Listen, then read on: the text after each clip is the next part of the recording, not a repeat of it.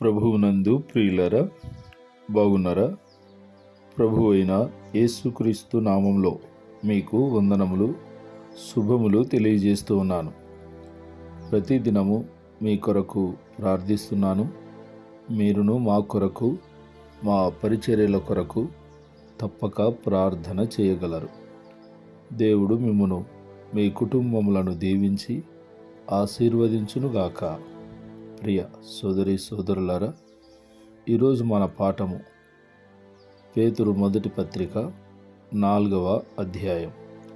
ఈ అధ్యాయంలోని ప్రాముఖ్యమైన సంగతులను గురించి విందాం. శ్రద్ధగా వినండి. క్రైస్తవ విశ్వాసులకు సర్వోత్కృష్టమైన మాదిరి యేసుక్రీస్తే అయ్యున్నాడు. ఆయన పొందిన శ్రమానుభవమే క్రైస్తవులకు మాదిరి అయి ఉండాలి.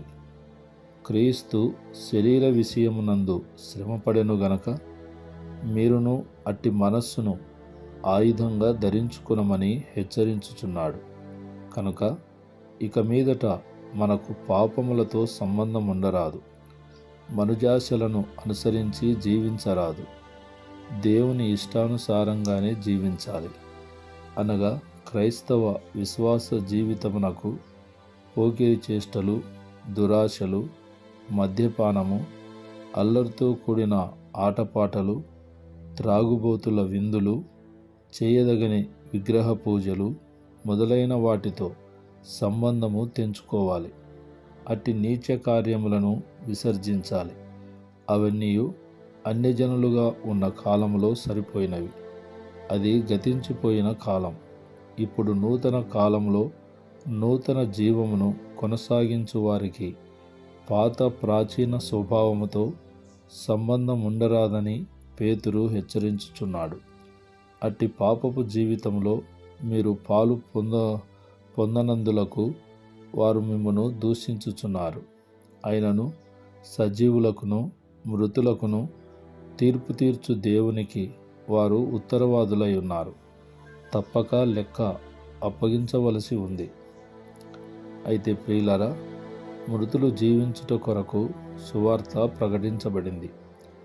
6వ వచనంలో ఈ వాక్యము అర్థము చేసుకొనుట కష్టమైంది. దానికి 3 భావాలు చెప్పబడుతూ ఉన్నాయి. 1, పాపములో మరణించిన వారికి సువార్త ప్రకటించబడినదని, భౌతిక మరణం చెందిన వారిని గురించి కాదని తలంచబడుచున్నది. 2, క్రీస్తు 2వ రాకడకు పూర్వము మరణించిన వారి గురించి సూచించుచున్నది. వారు మరణించక పూర్వము క్రీస్తును గురించి వినినవారు తమ మహిమను కోల్పోరు. 3, మరణించిన వారందరినీ సూచిస్తూ చెప్పబడింది. పాపమునకు వచ్చు శిక్ష మరణము. అట్టి మరణమునకు గురైన వారికి క్రీస్తునందు జీవమున్నదని సువార్త ప్రకటించబడింది. పాపి తిరిగి నూతన వ్యక్తిగా జీవించుటకు అవకాశమున్నది. ప్రియులారా, పేతురు అంతిమ కాలము సమీపమై ఉన్నది కనుక క్రైస్తవ విశ్వాసులు సత్ప్రవర్తన గలవారై ఉండాలని సూచిస్తున్నాడు. ప్రభువు రాకడ సమీపమని తలంచి ఉండవచ్చు. అందువలన క్రైస్తవులు తమ జీవితంలో స్వస్థబుద్ధి గలవారై ఉండాలి. ప్రార్థనలు చేయుట యందు మెలకువగా ఉండాలి. ఒకని ఎడల ఒకడు మిక్కుటమైన ప్రేమ కలిగి ఉండాలి. ఎందుకనగా ప్రేమ అనేక పాపములను కప్పును, క్షమాగుణము కలిగించును. సనుగు కొనక ఒకరికి ఒకరు ఆతిథ్యము చేయుడి. దేవుని కృపను బట్టి మంచి గృహ నిర్వాహకులై ఉండాలి. ఒకరికి ఒకరు ఉపచారం చేసుకోవాలి. బోధించువారు దైవోక్తులను బోధించాలి. దేవుడు అనుగ్రహించు సామర్థ్యము కలది ఉపచారం చేసుకునవలెను. ఇట్టి సత్ప్రవర్తన వలన యేసుక్రీస్తు నామము మహిమపరచబడుతుంది. క్రైస్తవులను శోధించు అగ్ని వంటి మహాశ్రమలు వస్తూ ఉంటాయి.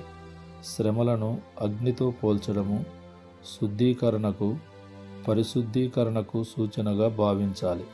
బంగారము, వెండి అగ్నికులములో శుద్ధీకరించబడినట్లు విశ్వాసి శ్రమల వలన మరింత పరిశుద్ధపరచబడుచుండును. కనుక శ్రమలు సంభవించినప్పుడు వింత సంభవించినట్లు ఆశ్చర్యపడనవసరం లేదు. ఈ శ్రమలను సహించిన వారు క్రీస్తు మహిమతో తిరిగి వచ్చినప్పుడు మహానందమును పొందుదురు. క్రీస్తు నామము నిమిత్తము నిందల పాలైన ఎడల దేవుని ఆత్మ మీ మీద నిలుచుచున్నాడు కనుక మీరు ధన్యులు. నరహంతకుడు గాని, దుర్మార్గుడు గాని, పర్లజోలికి పోవువాడిగా గాని శ్రమను అనుభవించుట మంచిది కాదు. అలాంటి పనులు చేయరాదు. క్రైస్తవుడైనందువలన క్రీస్తు నిమిత్తము శ్రమపడవలసి వస్తే సిగ్గుపడవలసిన పని లేదు. అట్టి శ్రమలలో దేవుణ్ణి మహిమపరచాలి. ప్రియులారా, క్రైస్తవులు దేవుని తీర్పులో నిర్భీతిగా నిలబడగలిగే జీవితాలను కలిగి ఉండాలి. తీర్పు దేవుని ఇంటి యొద్ద అనగా క్రైస్తవ సంఘములో ఆరంభం కావలసి వచ్చినదని పేతురు విచారం వ్యక్తపరుస్తున్నాడు. క్రైస్తవులే మొదటి తీర్పు పొందవలసి వస్తే సువార్తకు అవిధేయులైన వారి గతి ఏం కావాలి అని ప్రశ్నించుచున్నాడు. దేవుని తీర్పు ఉన్నదని గుర్తిరిగి సత్ప్రవర్తన గలవారమై జీవించాలి. నమ్మకమైన సృష్టికర్తకు మన ఆత్మలను అప్పగించుకోవాలి. ప్రియులారా, క్రీస్తు మానవులందరి పాపము నిమిత్తమై ఒకే మారు మరణించాడు. ఆయన శ్రమ, మరణములు విశిష్టమైనవి. తన ప్రాణము మానవుల పాపము నిమిత్తము శిలువలో బలియాగము గావించాడు. తన శిలువ బలియాగము ఇతరుల కొరకు చేయబడిన నిస్వార్థ పరిత్యాగ బలి. క్రీస్తు శిలువ కార్యము మనలను దేవుని యొద్దకు తెచ్చుటకు, అనీతిమంతులను నీతిమంతులుగా మార్చుటకు, పాపులను దేవుని కుమారులుగా కుమార్తెలుగా మార్చుటకు ఆయన శిలువ మరణము నొందాడు. క్రీస్తు చంపబడినను తిరిగి జీవించాడు కనుక మరణంపై విజయాన్ని సాధించాడు.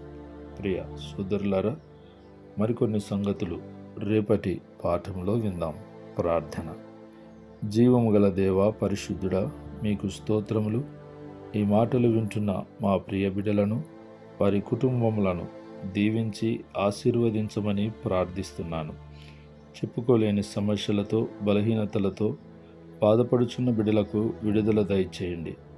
తీవ్ర అనారోగ్య సమస్యల చేత బాధపడుచున్న బిడ్డలను ముట్టి స్వస్థపరచమని మా ప్రభువును రక్షకుడైన యేసు నామములో ప్రార్థిస్తున్నాము తండ్రి. ఆమేన్, ఆమేన్, ఆమేన్.